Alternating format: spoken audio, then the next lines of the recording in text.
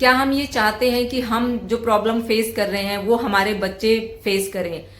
तो I think कोई ऐसा पेरेंट्स नहीं होगा जो ये चाहता हो कि जो हम फेस कर रहे हैं प्रॉब्लम वो हमारे बच्चों के सामने आए और वो फेस करे। तो आइए आज मैं आपको एक ऐसे विषय के बारे में बात करने जा रही हूँ जिसकी नॉलेज ना तो घर से दी जाती है, ना स्कूल्स में दी जाती है और ना कॉलेज में दी जाती है। उसके बावजूद भी रियल लाइफ में सिर्फ इसी विषय के बारे में बात की जाती है। इसी विषय की नॉलेज होनी चाहिए अपनी लाइफ को अच्छे ढंग से या बेहतर बनाने में। यही विषय सबसे ज्यादा काम आता है।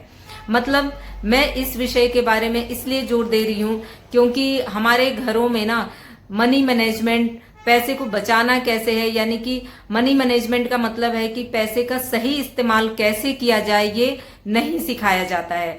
और जब हमारी शादी होती है उसके बाद जो हमारे खर्चे हैं वो बढ़ने लगते हैं, तो जो हमारे पास जो भी पैसा आता है हम उस पैसे को सही ढंग से इस्तेमाल नहीं कर पाते हैं। आजकल दिखावा इतना ज्यादा है कि ईएमआई पे बहुत सारी चीजें ले ली जाती है जिसकी रियल में जरूरत भी नहीं है। तो आई थिंक बचपन से ही, जैसे कि जापान में बचपन से ही अपने बच्चों को मनी का मैनेजमेंट कैसे करना है ये सिखाया जाता है। सबसे पहले जो सैलरी मिलती है इतना पैसा पहले सेविंग करना है, उसको अलग रख दिया जाता है। उसके बाद जो भी खर्चे हैं वो सब किया जाता है।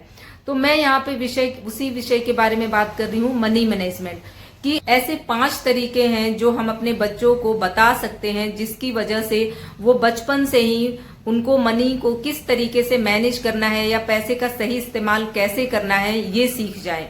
तो सबसे पहला तरीका ये है कि आप अपने बच्चों को एज के अकॉर्डिंग वांट्स और नीड में फर्क बताएं। मतलब बेसिक नीड की चीजें क्या होती हैं और वांट्स की यानी कि इच्छाएं क्या होती हैं, इन दोनों चीजों में डिफरेंस बताएं। जैसे कि नीड की चीजें हैं खाना खाना, छत होना चाहिए और कपड़े पहनना, पढ़ाई करना और एक हेल्दी फूड बच्चों को लेना जरूरी है, ये उनको अच्छे से बताएं। दूसरी तरफ की जो वांट की चीजें हैं जैसे कि आप कह सकते हैं खिलौने, वीडियो गेम या बाहर घूमना रोज रोज, या किसी ऐसी चीज के लिए जिद करना जिसकी कोई वैल्यू नहीं है।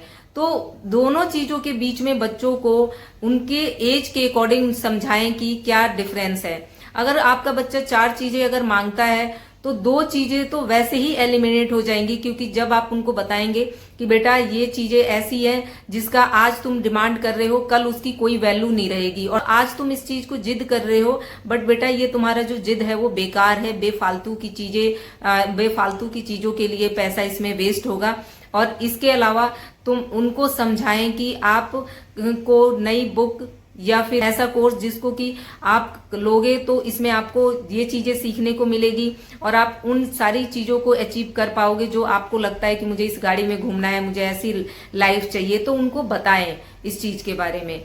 मतलब अगर वो 4 चीजों का जिद करते हैं तो वो चारों चीज अगर आप उस डिमांड को पूरा करने लायक हैं तब भी उस चीज को पूरा ना करें। सेकंड तरीका ये है कि अगर आपका बच्चा माइनर है तो आप उनके बिहाफ पे एसआईपी करें। जो भी मतलब आप कर सकती हैं, या 100 रुपीज से लेके 500 या जितनी भी आपकी बचत है या जितनी भी आपकी कैपेसिटी है वो एसआईपी करें बच्चे के नाम से, और बच्चे को टाइम टू टाइम उसको दिखाते रहें।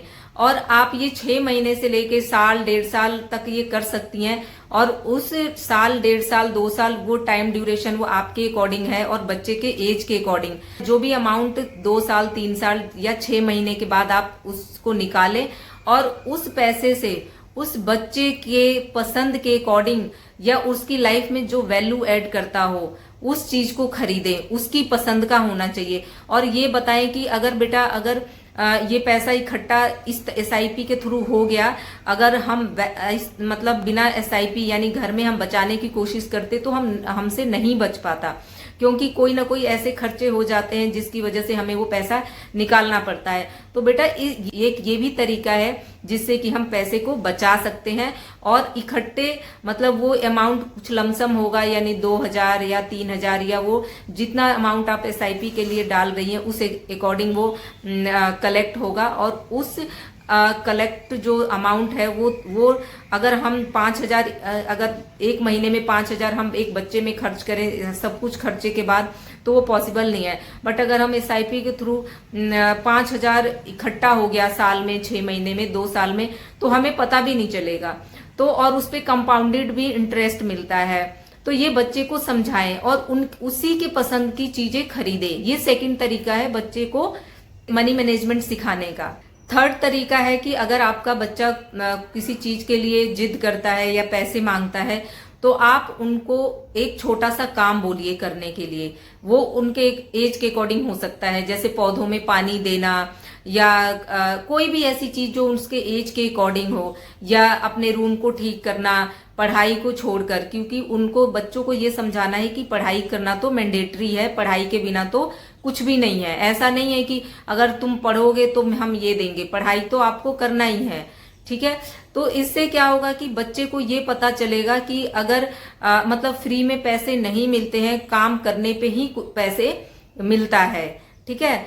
और फोर्थ तरीका यह है कि आपका बच्चा जब 12th कंप्लीट कर लेता है तब तक उस बच्चे को म्यूचुअल फंड, शेयर, इक्विटी क्या होते हैं या SIP क्या होता है, इन सब चीजों की नॉलेज होनी चाहिए। वो इसलिए कि चाहे सैलरी 10,000 हो या 10 लाख हो, ये मैटर नहीं करता। मैटर ये करता है कि सेविंग करनी कैसे है, क्योंकि नहीं सेविंग करने वाले 10 लाख सैलरी होने के बावजूद भी वो मंथ के एंड में उनके पास 10,000 भी नहीं बचते। बट अगर सेविंग आपको आता है करने, मनी मैनेजमेंट कैसे करनी है, पैसे का सही इस्तेमाल कैसे करना है, तो 10,000 में से 500 रुपए तो बच ही सकते हैं। फिफ्थ तरीका है कि आप अपने बच्चे को रियल एसेट्स और डेप्रिशिएट एसेट के बीच में डिफरेंस बताएं। जैसे कि जमीन खरीदना या घर खरीदना, स्टॉक खरीदना, गाड़ी खरीदना, फोन खरीदना या कोई भी गैजेट खरीदना, इन सब के बीच में आप बताएं कि रियल एसेट कौन सा है जिससे कि आने वाले टाइम में उसकी वेल्थ और ज्यादा बढ़ेगी, और डेप्रिशिएट एसेट यानी कि कौन सी ऐसी चीजें हैं जिसकी आने वाले, आज हमने खरीदा है जिस वैल्यू पे, आने वाले टाइम में उसकी वैल्यू उससे भी कम होगी। जैसे कि अगर आप कोई लैंड खरीदते हैं यानी जमीन खरीदते हैं, तो आने वाले टाइम में उसका जो रेट है वो बढ़ता है। मैं अपवाद की बात नहीं कर रही हूँ, अपवाद को छोड़ के। और जैसे अगर आपने कोई गाड़ी खरीदी है आज 10 लाख की, तो 2 साल बाद अगर आप बेचना चाहें तो उस गाड़ी की वैल्यू 10 लाख नहीं होगी, 10 लाख से कम होगी। तो ये डेप्रिशिएट एसेट हो गए। आई होप कि आपको ये वीडियो अच्छी लगी, आपकी लाइफ में कुछ वैल्यू ऐड हुआ। So thank you so much for watching.